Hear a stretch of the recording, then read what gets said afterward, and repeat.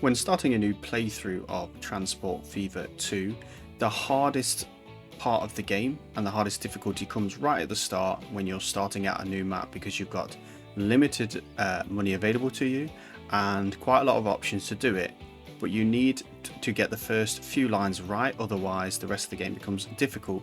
Get those lines right and the rest of the game becomes very easy. So when you start in 1850 in Transport Fever 2, you have a choice between boats, on the road, or on the rail to get your cargo moved. And previously we did an experiment using this map that I've created with 3 sets of factories at either end of the map to test the best return on investment when we're starting out our new lines. And we found that boats, and I'll link to the video in here, we found that boats were the best way to get started in terms of a return on investment. However, I did have a comment from one of the viewers of that video who said it was a good video, please move the logo to a different place, which is fair enough, but also can I make one where the rate is the same for all modes? And I thought that's an interesting point, because return on investment and measuring the amount of money spent would be an interesting way to do it, but also looking at the rate of cargo transferred gives us a different view on which is the best way to transport our cargo in Transport Fever 2. So we're going to do an experiment again, very similar to the one that we did before, but this time instead of spending 3 mil on an each, what we're going to do is we're going to set up the lines such that we have an equal rate of transfer for the cargo we are transferring. And what that will tell us is per unit of transfer which is the best line to use in Transport Fever 2.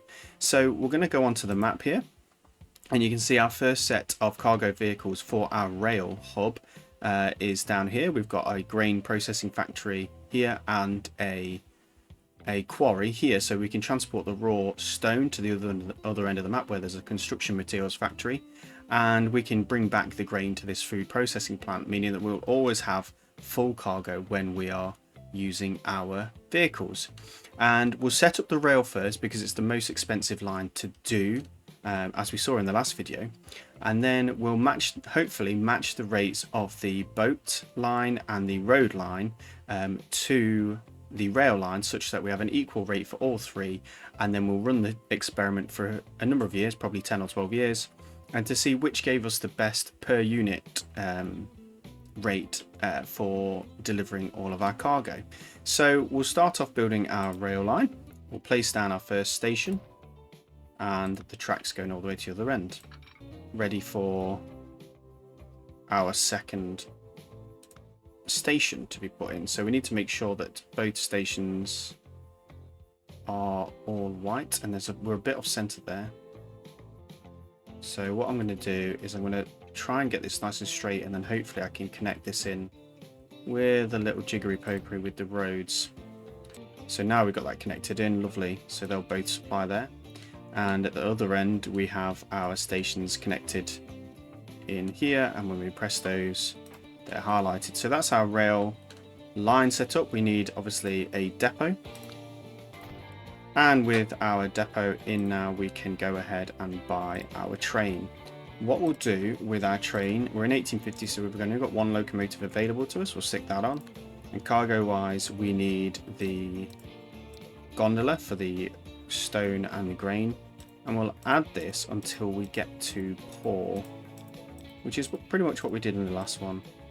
We'll take 1 off, so we're at mediocre for the rating of the vehicle, and we'll buy that. It's a flat track line, so the high number of cargo on there shouldn't have too much of an issue with that. We'll set those up at both ends and configure those so they wait for a full load. We've got those configured to wait for a full load, and we'll call this our rail test line, which is our first line set and ready to go. Before we press play though, we need to set up our other lines, so we'll come over here to our boat line and put down our cargo dock.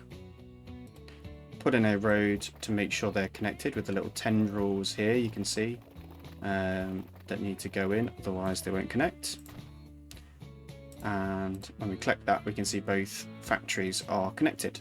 up at the other end, we can put in our dock again with a road to connect to where the factories are placed, and we can see they're connected as well. So we have our 2 boat lines, 2 boat docks, and we need a shipyard in order to buy our ships.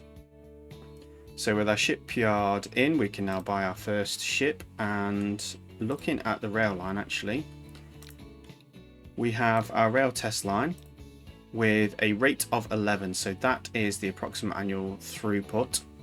And let's have a look. If we do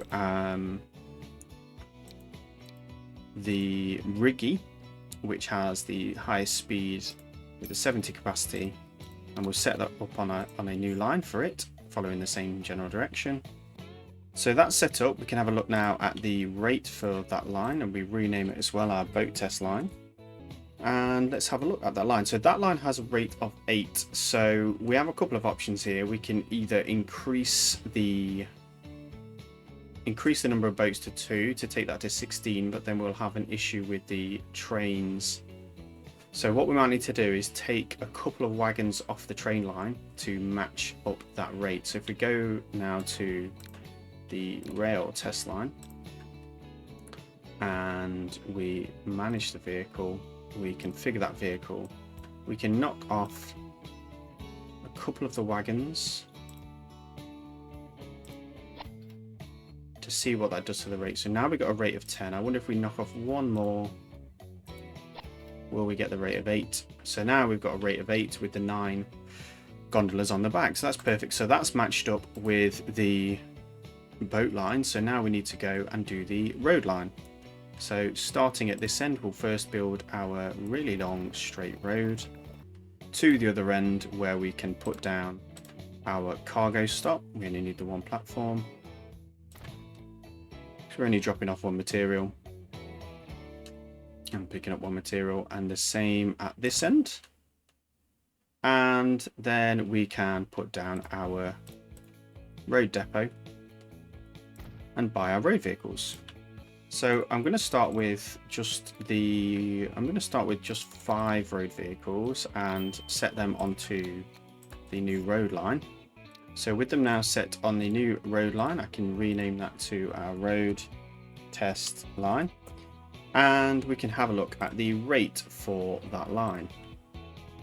So the current rate with 5 vehicles on is 2. So we need to increase the number of vehicles that we have to get to the magic number 8. So we'll manage the vehicles, select them all, and we'll duplicate them. So we have now 10 vehicles. That increases the rate to 4. We'll add another 5, increases the rate to 6. So we should, another 5 should be 1, and we've got a rate of 7. So we need a few more vehicles. So I'm going to do this one at a time now till we get to 8. There we go, 1 more. So now we have 21 road vehicles on there. So annually, this rate number means that we're going to deliver an annual rate of 8 cargo along the 2 lines. Obviously, the vehicles going along the road are going at 11 miles an hour, so it takes a long while to get across this long map that we have. And we're on hard settings, so our rate for delivery is a little bit reduced. I believe it's 60% of what would be in easy mode. And so we can see what they are. So that's our line all set up on all 3 lines. So let's run the experiment and see what happens.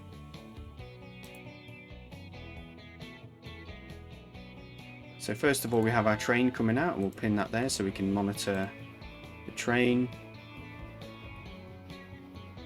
We have our boat coming out, make sure it's going to the right destination. It is. So we can pin that there to watch that. And our road vehicles are on the way, and we'll keep an eye on road vehicle number 17 in our screen. We'll just dock these in a nice spot so we can keep an eye on them. So now all we have to do is wait and see what happens. And we'll follow the train because we know the train, the speed at 22 up to 25 miles an hour. We can follow the train and see what we get at the other end. So with the train coming in into the station now, it's a good time to say, if you like these videos, please give me a like and a subscribe. And if you have any ideas for experiments we could do with this map, or any other maps you have ideas for, do let me know in the comments. I will try and do whatever crazy ideas you come up with, because I like to experiment with this game. I love this game, and you guys have lots of great ideas, I'm sure, so it'd be great to see those come through. So the steam train D13 is coming into the station now. We'll see how much it gets for its 9 cargo wagons into the station. So we've got 1.2 million for that trip, putting our finances back in the black for a short period of time. That's good. We have a rate. It takes about 2 years by the looks of it, given the age of the vehicle, to do that trip. We actually have a rate of 9 working out on here now, so we might need to adjust the rates on the other vehicles. Let's see if the boat test line still has a rate of 8, and the road vehicles have a rate of, let's have a look at the line, that has a rate of 8. So we may need to configure this down, the train, to have a slightly lower rate. So we knock off one of the wagons, and our rate now is back at 8. So we're probably just on the cusp with 9. So it looks like with the length of the map, it's approximately one cargo wagon to 1 rate on here, which is nice and easy for my mental maths.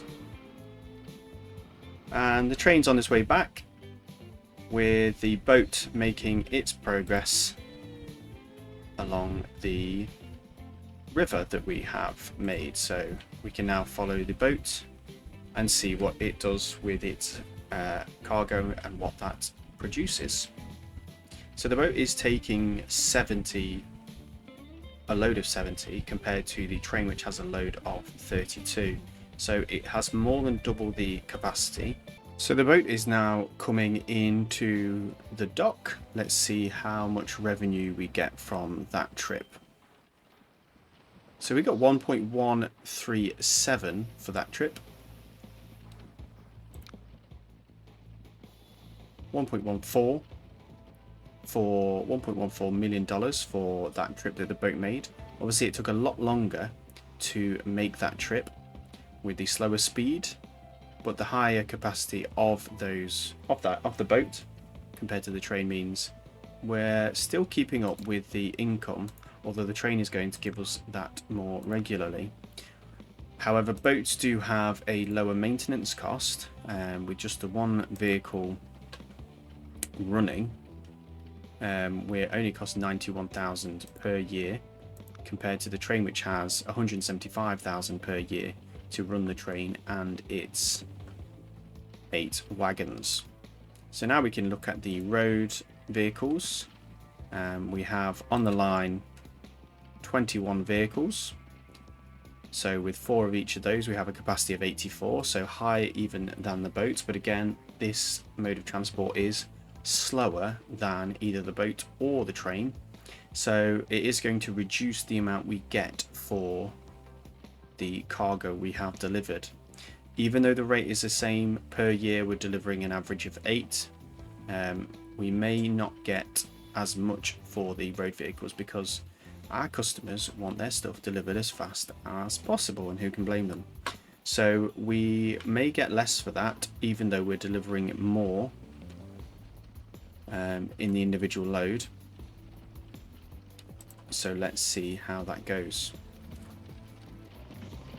So our horse-drawn carriage going at a whopping 11 miles an hour is just about to come in now to the the road station that we have here. Whiz-spec sidings, and we have a cargo of 4, for which we get 53,000. That was actually the same, pretty much the same as what we did in the last experiment, obviously the cargo being exactly the same. So after a short break for the horses, all of the other vehicles are going to come in. So we'll review this when the last vehicle has come past, so that we can see what the total amount we pulled in for the 84 cargo on those vehicles is. So if we look to the road test line and we look at the finances of it, we'll see that build up as we go. So the last vehicle has made its drop off with the road vehicles, giving us a grand total of 1.13 million for the road line, and now we can compare that with the others. Now they made a drop. So we look at the boat line and the rail line for its finances, and we can see that we get about the same. 1.13 million for road, we get 1.14 million for the boat, and we get 1.2 million. So it's almost an identical income for every load that we drop off.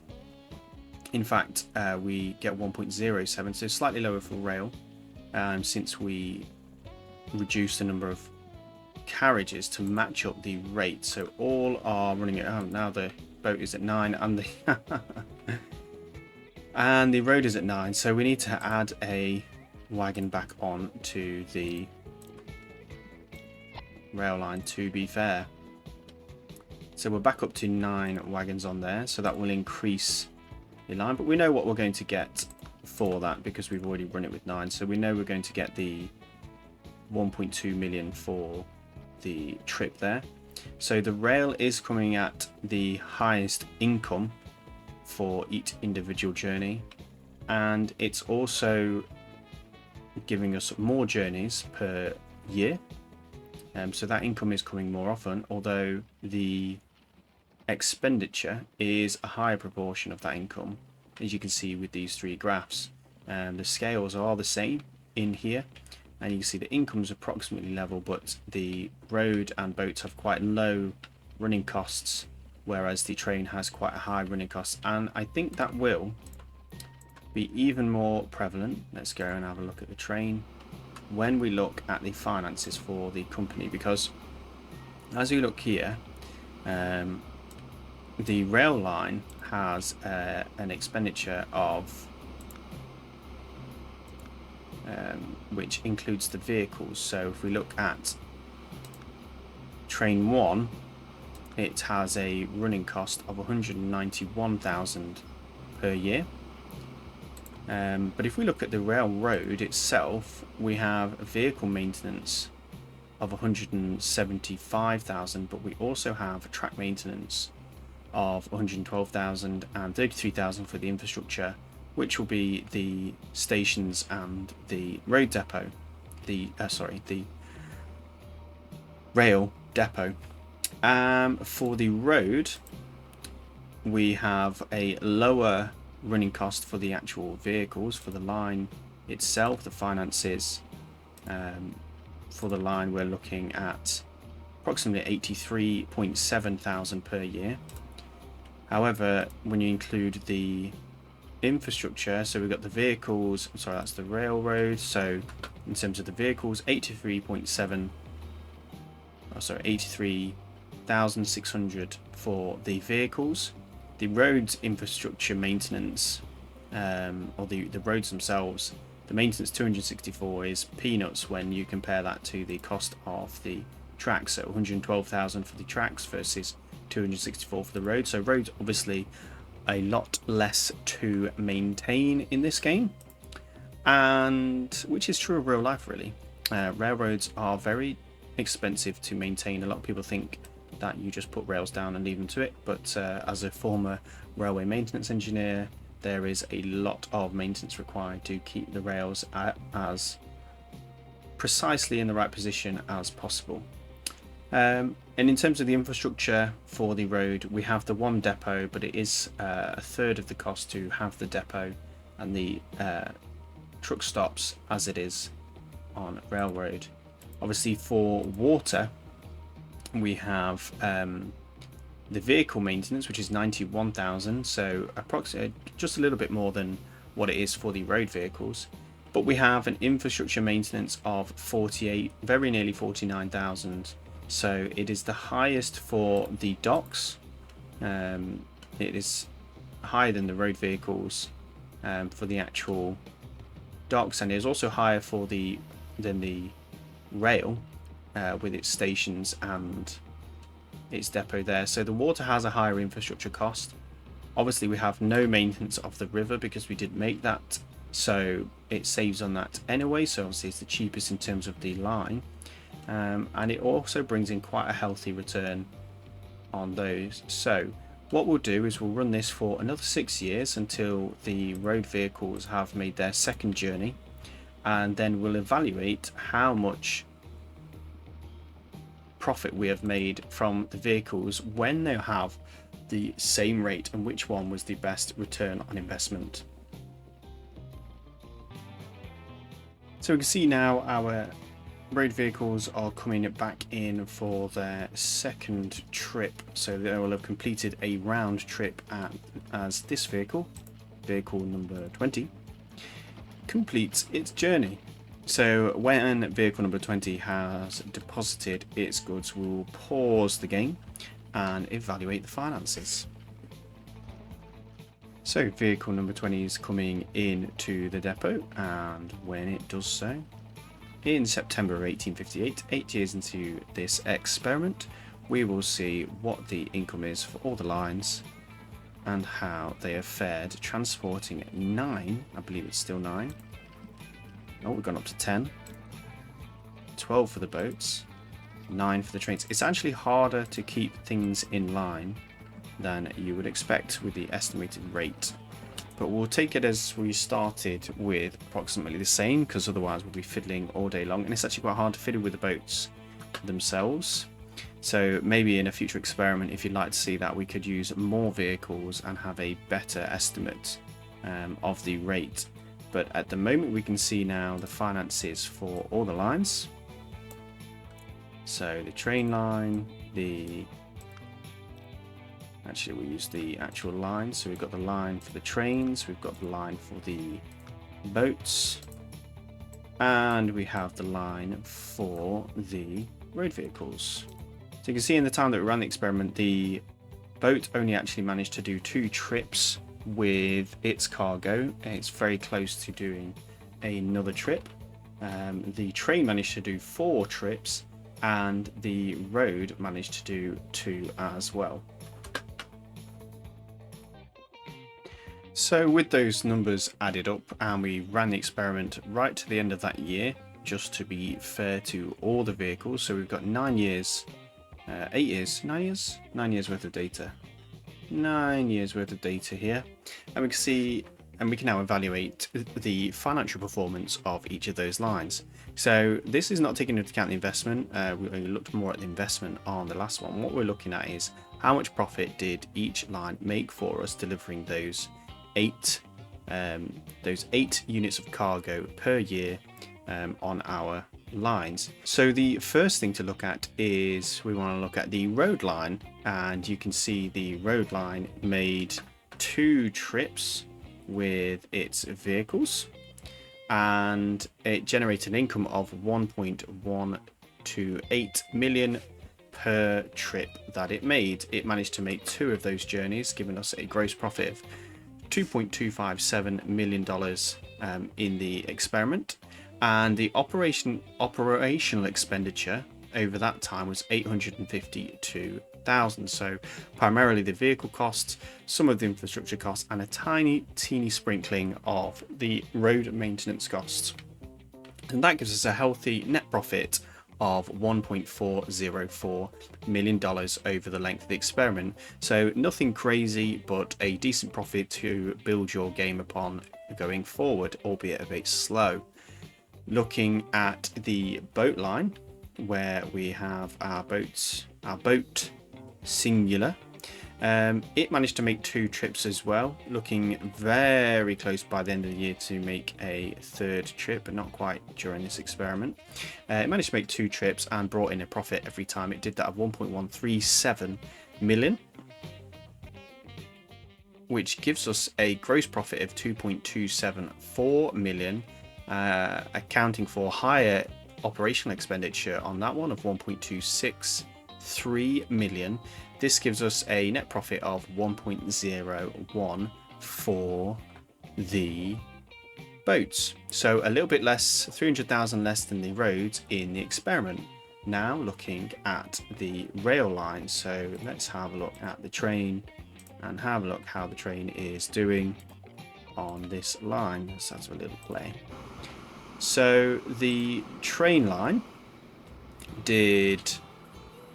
each journey did 1.2 million and made 4 of those journeys, as you can see from the finances, managed to make 4 of those journeys.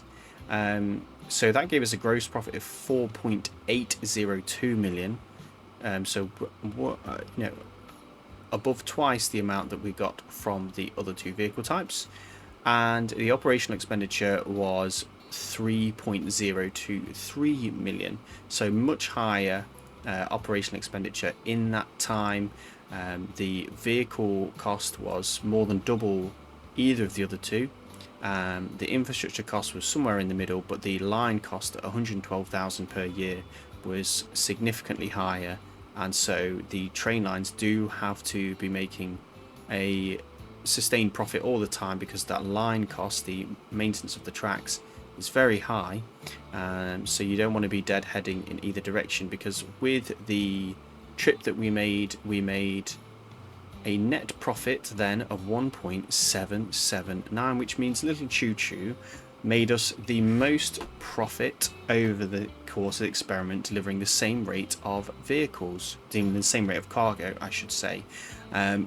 What is interesting though, when you consider this, and we're in hard mode here on this experiment, if we were deadheading in a direction here, the profit of the rail line would dramatically drop to minus 621,000. So if you were deadheading a long journey like this in hard mode, then you would be making a loss with the maintenance of the track and the maintenance of the vehicles.